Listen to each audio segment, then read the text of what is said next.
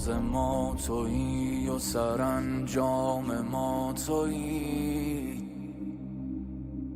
بی تو مسیر عشق به آخر نمیرسد. أعوذ بالله من الشيطان الرجيم. بسم الله الرحمن الرحيم. Assalamu alaikum wa rahmatullahi wa barakatuh. In the ziyarah of shuhada that is usually recited after the Tawariqa, we address the shuhada of Karbala. We've been taught to address shuhada of Karbala by these words: Assalamu alaikum ya awliya Allahi wa ahibba'a. Assalamu alaikum ya asfiya Allahi wa widda'a. Peace be upon you, O friends of Allah, and those beloved to Him. Peace be upon you, O the chosen ones of Allah, and those affectionate to Him. You don't become a friend, a chosen one, an affectionate one, a beloved one in a day. It's a journey that you have to go through, and the reward is martyrdom. No, not only martyrdom, but martyrdom in the presence of the Imam of the time. So similarly in Dua Ahad also, when we recite Dua Ahad, we use the following words: Allahumma ij'alni min ansari, Allahumma ij'alni min ansarihi wa awanihi wa dhabina an wal mustashhadina bayna yaday. So these are levels that we go through. You go through the level of ansar, min awanihi, anhu, you're around the Imam, you're getting closer to the Imam, and then you're rewarded with the Shahada, with martyrdom. So all the Shuhada of Karbala had to go through a journey. They had imtihans on the way. There were so many who were given the opportunity to be in the army of Imam Hussein alayhi salam, but they either failed, they refused to join. There were some who said, no, we will just give our belongings, but we are not ready to give our lives. But there were some who went with the Imam through and through until they were martyred in the presence of the Imam. One of them was John bin Khuway. So what was his journey before Karbala? Firstly, we are told he was a slave of one of the chosen companions of the Holy Prophet sallallahu alaihi wasallam, Abu Dharr al-Ghaffari.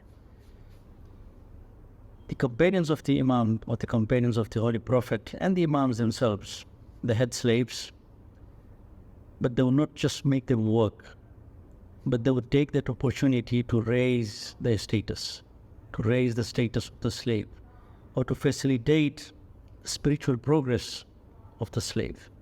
So good examples that we have are Fidda, Qambar, were the slaves of Imam Ali alayhi salam, who worked in the household of Imam Ali alayhi salam. And you see the spiritual progress. John was no exception. He was with Abu Dharr al-Ghaffari, who was a chosen companion of the Holy Prophet. And definitely the qualities of Abu Dharr were transferred to him. He learned from his master and spiritually progressed himself. So that is one. Secondly, from being a slave of Abu Dharr al-Ghaffari, after Abu Dharr al-Ghaffari passing away, you see him becoming a companion of the second holy Imam, Imam Hassan alayhi salam, and then a slave and a companion of Imam Hussein alayhi salam. Now this is a promotion. He becomes a slave of a companion of the Holy Prophet, and then he becomes a companion of the Imam, and he becomes a companion of the third holy Imam until he attains martyrdom. There is spiritual progress here. And from the Quranic formula we are told, لَإِن شَكَرْتُمْ لَأَزِيدَنَّكُمْ. He must have been very, very thankful for all the opportunities that he was given, and God, as a reward, raises his status, increases his opportunities in life until he reaches the pinnacle of martyrdom. Thirdly, we are told, the ulamas tell us, that the role of an Imam is not only to lead, but what they do is they make sure that they facilitate the spiritual progress from one level to the other of all their companions. And that's why they say that Imam Hussein alayhi salam was the last martyr of Karbala. Why? Because he made sure that all the companions who were with him reached or rose to a higher level of spirituality. He facilitated that before he attained martyrdom himself. So John was no exception from what he was on Tasu'a and what he was in Ashura and what he was in Medina and Makkah, in the way he ended up in Karbala and he attained martyrdom.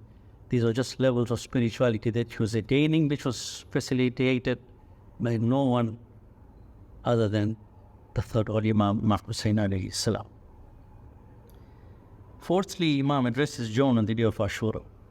So now that the day of Ashura has come in, he says, "Ya John, you are free to leave me, because you have followed us in quest for comfort. Hence, do not get yourself into trouble in our cause." Now, this was the moment of imtihan for John. Here, he has been given permission to leave by the Imam of the time.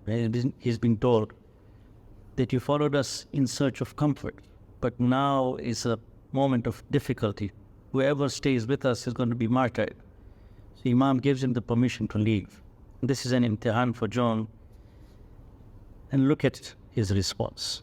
John throws himself on the feet of the Imam and he appeals to the holy Imam. He says, "O grandson of the Prophet, is it fair that I used to be dependent on your favor in your time of comfort and convenience, and now that you're in time of difficulty, I leave you? This is not fair." He says, "Although my body has an unpleasant smell, and my lineage is unknown, and my skin color is dark, please have mercy on me, so that my body emits a fragrance, my skin color brightens, and my lineage gets renowned in Jannah due to your favor. No, by Allah, I will never part with you until my blood mixes with your fragrant blood." This was the response of John. And this dua was accepted. So when he was martyred, Imam alayhi salam, you're told in some riwayah that he kept his head on his lap, very similar to the way he had kept Ali Akbar's head on his lap. And he recites this dua, "Allahumma bayyid wajhahu wa tayyib rihahu wa ahshurhu mal abrar wa arif baynahu wa bayna Muhammadin wa ala Muhammad." O Allah, brighten his face, perfume him, resurrect him with the nobles, and acquaint him with Muhammad wa ala Muhammad. So the dua that John made and the dua that Imam made, all of them were answered. And we are told that for the people who came to bury the Shuhada of Karbala, there was a fragrance that was being emitted, a sweet, heavenly fragrance that was being emitted from the body of John. Not only that, but John is concerned about his lineage, very similar to the way Nabi Ibrahim was concerned, just the way Nabi Ibrahim was concerned about his lineage. So that dua that he made about his lineage, we see the effects today. The message of Imam Hussain rapidly spreading across the continent of Africa. We mostly see it in Nigeria, we see it in our own country, we see it in Kenya, we see it in Uganda, all the way down to South Africa. One of the probable reasons would be John, because whenever you attend the majalis, they take him to be a hero. That dua, that sincerity that he showed on the plains of Karbala, that martyrdom that he attained in Karbala, affects us till today. We pray to Allah subhanahu wa ta'ala to enable us to understand these personalities in Karbala, take their qualities, implement it in our lives, and inshallah, we can also be amongst the shuhada in the presence of the 12th Imam. Assalamu alaikum wa rahmatullahi wa barakatuh.